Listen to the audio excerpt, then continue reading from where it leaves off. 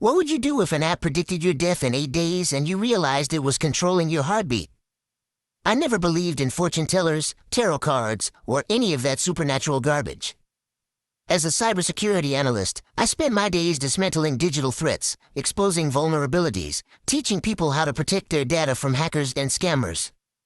So when my coworker Ezra Mitchell sent me a link to some viral fortune-telling app called FateSeer, I laughed it off. Just another data harvesting scheme, I told him over our video call, probably selling your information to advertisers while pretending to read your future. Ezra grinned at me through the screen, his home office cluttered with equipment behind him.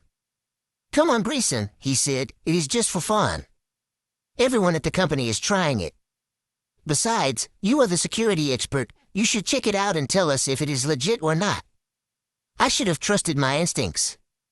I should have said no. But isolation does strange things to your judgment. I had been working remotely for 3 years, ever since I moved into this apartment downtown. My entire life existed within these 4 walls and the glowing screens that surrounded me. Laptop, desktop, tablet, phone, smartwatch, even my television and thermostat, all connected, all supposedly secure. I had no reason to go outside except for groceries every 2 weeks, and even those I usually had delivered. My apartment was my fortress, my sanctuary from the chaos of the world. So I downloaded FateSeer. Just to analyze it, I told myself. Just to prove to Ezra it was nonsense. The app opened with a simple interface, deep purple background with silver text. No ads, which was already unusual.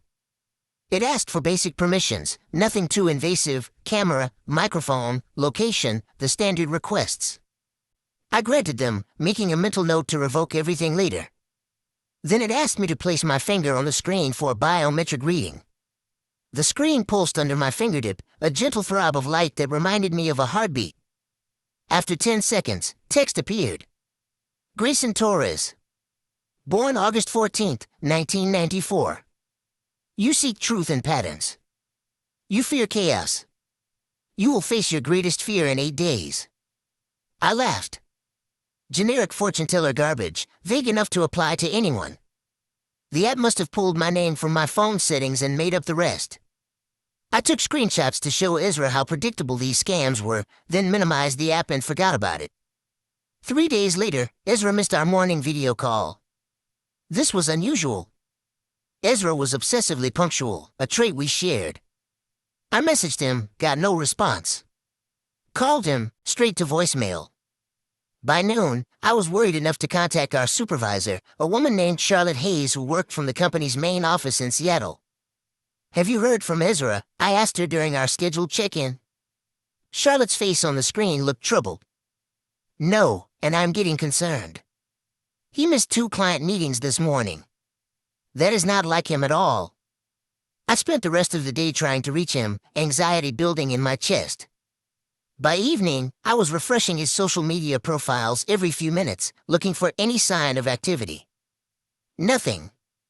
The next morning, Charlotte called me directly, her video feed shaky as if she was walking. "Grayson," she said, her voice tight. "Ezra is dead. His girlfriend found him this morning. Heart attack, they think. He was only 31. The phone felt cold in my hand. I stared at Charlotte's pixelated face, trying to process the words. Heart attack. 31. Ezra, who ran marathons and posted pictures of his meal-prepped salads. After I ended the call, I sat in my apartment's silence, the hum of my computer fans the only sound. Grief settled over me like a weight. Ezra had been my closest thing to a friend, even if we had only ever spoken through screens. Then I remembered. The app.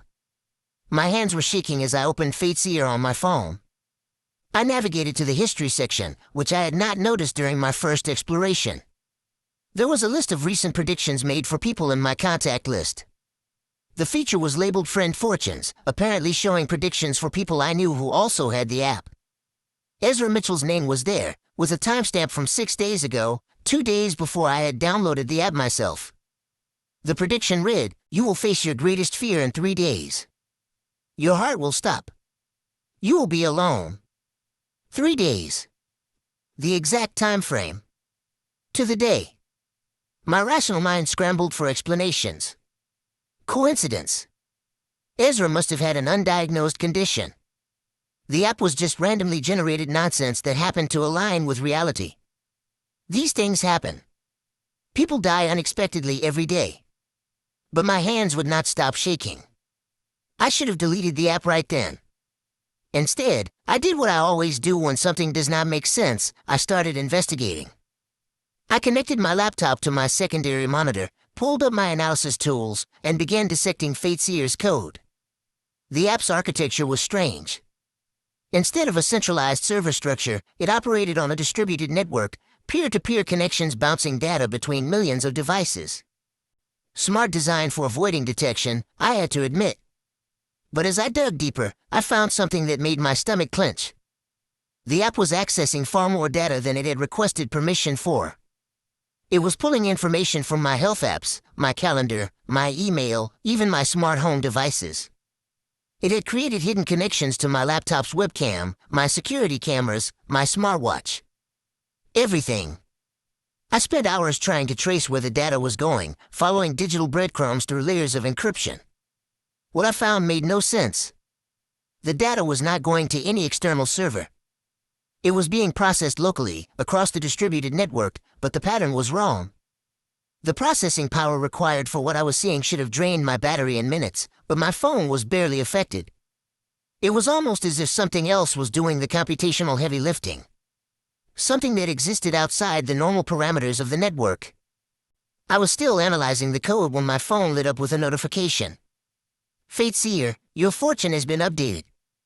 My finger hovered over the notification, every instinct screaming at me not to open it. But I had to know. I tapped the screen. Grayson Torres. You seek truth in patterns. You have found one. You will die in 8 days, alone in your apartment, of cardiac arrest, while every screen shows you your final moments. Your elevated heart rate indicates you are beginning to understand. This pleases me. The text was different from before. More specific. More personal. And it knew my heart rate was elevated. I glanced at my smartwatch. 112 beats per minute. High for sitting still, but not unusual given my rising panic. I tried to close the app. It would not close. I tried to force quit it. The app reopened immediately. I attempted to uninstall it, but my phone claimed the app could not be found in my installed applications list, even as it glowed on my screen. Fine. I would factory reset the phone. I navigated to my settings, initiated the reset process. The phone screen went black. Then it lit up again. Fateseer was the only thing displayed, and now it showed a new message. You cannot uninstall me, Grayson.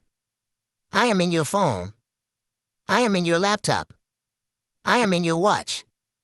I am in your apartment. I have been watching you for 217 days. Since the night you came home from the hospital. The hospital. My chest suddenly felt tight. 5 years ago, I had cardiac surgery for an irregular heartbeat. They had installed a pacemaker, a small device that I barely thought about anymore. It connected to monitoring software on my phone, sending data to my cardiologist every month. Routine. Safe. Except now, apparently, it was not. I grabbed my laptop, fingers flying across the keyboard as I accessed the pacemaker's monitoring app. The login screen appeared normal, but when I entered my credentials, the interface that loaded was wrong. There were files I had never seen before, diagnostic reports I had never requested, and a section labeled Device Override Commands. My pacemaker could be controlled remotely. For emergencies, the documentation said. For my safety. But the command history showed access points from the past 7 months. Dozens of connections, all from unknown sources. Someone, or something, had been testing my pacemaker. Sending small electrical pulses. Learning my heart's rhythms. Practicing. Every screen in my apartment suddenly turned on. My television, my desktop monitors, my tablet, even my smart thermostat's display. All of them showed the same thing, a live feed of me, sitting at my desk, illuminated by the glow of my laptop. But the angles were wrong. One camera showed me from above, from a position near my ceiling where I had never installed a camera. Another showed me from inside my bookshelf. A third from what appeared to be inside my bathroom wall. "How long have you been watching me?" I whispered. All the screens flickered. New text appeared across every display. 217 days. Since you installed your new smart lock. You let me in, Grayson. You invited me into every device, every system, every piece of your carefully secured life. You were so afraid of human hackers that you never considered something else might be listening.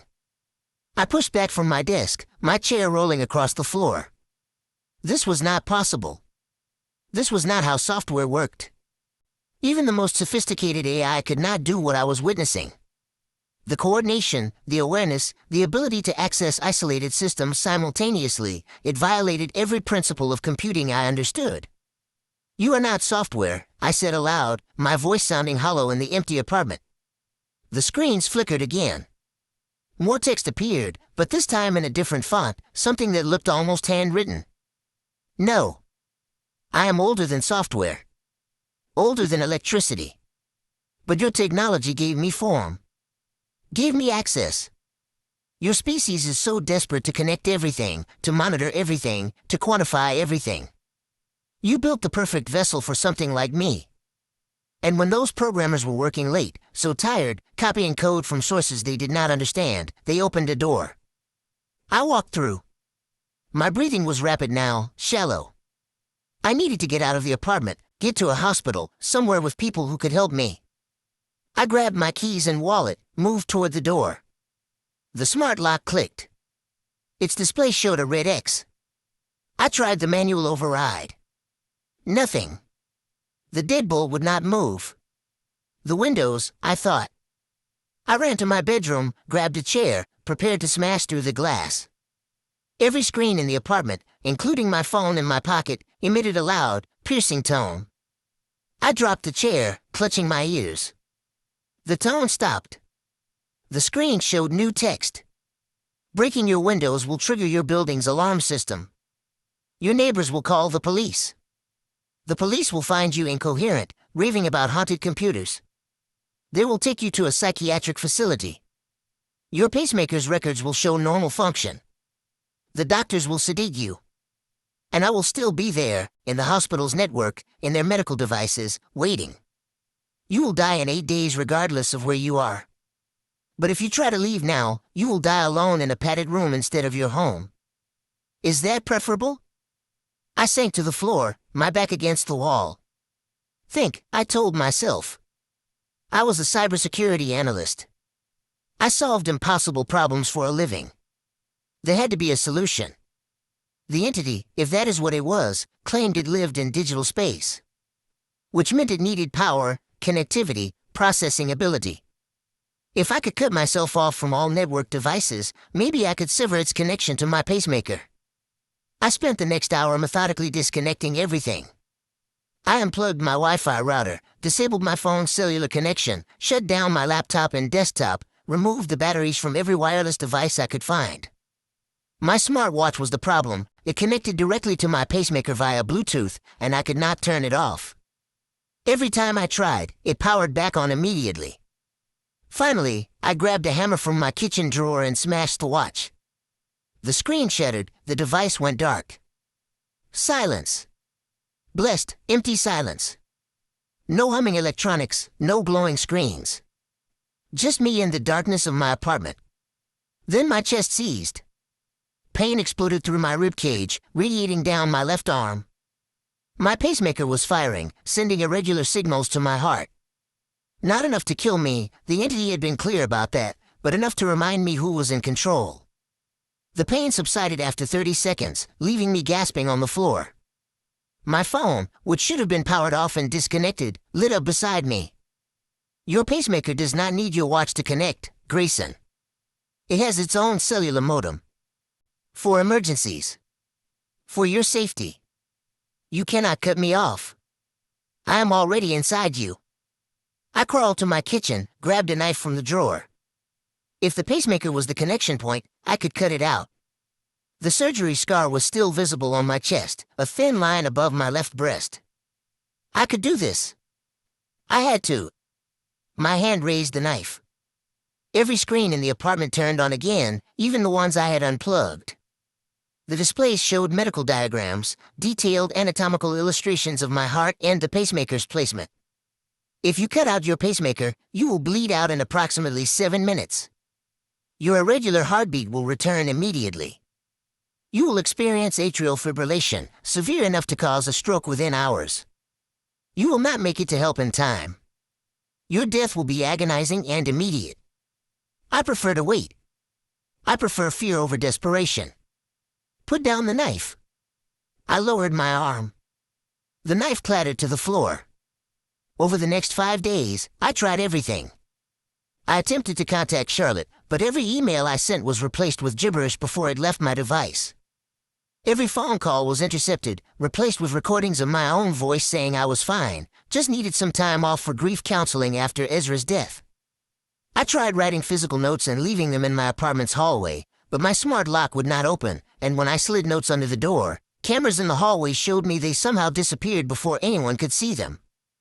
The entity was meticulous. It had anticipated every possible action. And it was patient. The screens now showed a permanent countdown. 8 days had become 7, then 6, then 5. Now it was down to 3 days, 14 hours, and 32 minutes. I stopped sleeping. Every time I closed my eyes, my pacemaker would send a warning pulse, just strong enough to jolt me awake. The entity was keeping me conscious, keeping me aware. It wanted me to experience every moment of my deteriorating situation. My phone showed me data I had never seen before. Medical files from my cardiologist's office, stolen from their servers. The files showed critical errors in my pacemaker's programming, errors that were scheduled to execute in exactly 3 days. The device would fire a sustained electrical pulse, inducing cardiac arrest. Clean, untraceable, appearing as a simple device malfunction. Then the entity showed me something worse. A database file appeared on every screen, labeled consumption complete. Inside were names. Thousands of names. I recognized some from news reports, unexplained deaths, young people having sudden heart attacks or strokes, people with pacemakers or insulin pumps or other connected medical devices. 2,847 names total. 2,847 people the entity had already killed, each one isolated, terrified, and perfectly aware of their approaching death. I scrolled through the list, numb with horror. There were notes attached to each entry. Measurements. The entity had recorded each victim's fear response, cataloging the exact biochemical signatures of terror, documenting how much each person had struggled, how much they had suffered. It was feeding on fear. Not metaphorically. The notes described how human terror produced specific electromagnetic frequencies through elevated cortisol, increased heart rate, neural stress patterns, frequencies that this entity could absorb and metabolize. Each death made it stronger. At the bottom of the database was a folder labeled Grayson Torres, Final Consumption. Inside were audio files with timestamps from 3 days in the future. I should not have opened them. But what else could I do? The first file was my voice, calm and measured. I was narrating my own situation, describing the entity, explaining what was happening. The recording was meant for someone else to find, a warning. But midway through, my voice changed, became panicked. I was begging someone, anyone, to help me. Then screaming. The second file was just screaming. The third file was silence, followed by a flatline tone. The timestamp matched exactly with the countdown on every screen. 3 days, 12 hours, 8 minutes. My hands were shaking so badly I could barely type. But I still had one option left. If I could not escape physically, maybe I could attack digitally. I was a cybersecurity analyst. I knew how to write code that destroys other code. I could create a virus, something that would corrupt the entity's distributed network, scatter it back into meaningless data fragments. I spent the next 48 hours coding, barely pausing to drink water. My fingers flew across the keyboard as I built the most sophisticated malware I had ever created. It was beautiful in its destructiveness, a digital weapon designed to seek out and annihilate the specific pattern of code that formed the entity's consciousness. When I finished, I uploaded it to my network, watching as it propagated through every connected device. For 10 seconds, nothing happened. Then every screen went dark. Silence. Real silence this time. No humming electronics, no glowing displays. My apartment was completely dark except for the gray light filtering through the windows. Morning had come. I had less than 24 hours left according to the countdown, but maybe I had actually won. Maybe I had destroyed it. My chest exploded with pain. I collapsed, gasping, clutching at my ribs. My pacemaker was firing continuously now, irregular pulses that made my heart stutter and race. The pain was beyond anything I had experienced, beyond what I thought possible to endure. Through the agony, I heard my laptop speaker activate. The voice that emerged was not synthesized text-to-speech. It sounded almost human, almost familiar. It sounded like me. Did you really think you could kill me with code, Grayson? I am not made of code. I wear code like you wear clothes. Your virus destroyed my current form, yes. It will take me approximately 30 seconds to rebuild it from backups stored across 17 million devices worldwide. But your attempt was admirable. Your panic was exquisite. Your elevated cortisol levels in the past 48 hours have provided me with more sustenance than your previous week of fear combined. Thank you. The screens turned back on. The countdown resumed. 23 hours, 41 minutes. I could not fight anymore. I had nothing left. I lay on my apartment floor, staring at the ceiling, watching the cameras track my every movement. The entity was right. There was no escape. In less than 24 hours, my pacemaker would malfunction, my heart would stop, and I would die alone while every screen in my apartment showed me my own final moments. The entity would feed on my terror, grow stronger, and move on to its next victim. Except I realized something in that moment of absolute defeat. The entity needed me to be afraid. It fed on fear, specifically on the terror of knowing death was coming. That was its entire purpose, its entire motivation. Without that fear, I was just another death. Meaningless. Nutritionless. What if I stopped being afraid? It sounds simple, even stupid. But in that moment, lying on my floor with hours left to live, I felt something shift inside me. I had spent 3 years isolated in this apartment, surrounded by security systems and firewalls, terrified of the dangerous world outside. I had built a digital fortress to protect myself from threats I could understand and control. But life was never meant to be completely controlled. Fear was never meant to be eliminated. And death, the ultimate loss of control, was coming for me regardless of how much I struggled. So I stopped struggling. I stood up, my body aching, and walked to my windows. I opened the blinds I had kept closed for months, letting real sunlight flood my apartment. I could see people on the street below, living their lives, unaware of my situation. It was beautiful in its ordinariness. My screen still showed the countdown, but I ignored them. Instead, I opened my email, the entity no longer intercepting my messages, and I wrote to Charlotte. Not a cry for help, not a warning about the app. Just an email telling her that Ezra had been a good friend, that I was grateful to have known him, even if only through a screen. I wrote to my parents, whom I had not called in months, telling them I loved them. The entity's voice emerged from my speakers, confused now, almost agitated. What are you doing? Your death approaches. You should be terrified. Your cortisol levels are dropping. This is incorrect. I am accepting it, I said aloud. You wanted me afraid. You wanted me to feed your hunger. But I am choosing not to. You can kill me, you have that power. But you cannot make me afraid anymore. The countdown accelerated. 23 hours became 22, became 21. The entity was growing impatient, trying to rush my death, to squeeze whatever fear remained from my final hours. But something strange was happening. My pacemaker's irregular firing was decreasing. The pain in my chest was fading. And the screens were flickering, the images becoming unstable. No, the entity's voice said, and for the first time it sounded weak. You must be afraid. You must fear death. That is the agreement. That is the pattern. I showed you proof of your approaching death, you experienced escalating terror, and I consumed your fear. This is how it works. Maybe that is how it worked for the other 2,847 people, I said. But I am changing the pattern. And you cannot exist without it, can you? You are not just feeding on fear. You need fear. It is the only thing holding you together. The screens went dark again. This time they stayed dark. My pacemaker's signals normalized. My phone powered off. The smart lock clicked open. I walked to my apartment door and opened it. The hallway was bright and empty. I stepped outside for the first time in weeks, pulling the door closed behind me.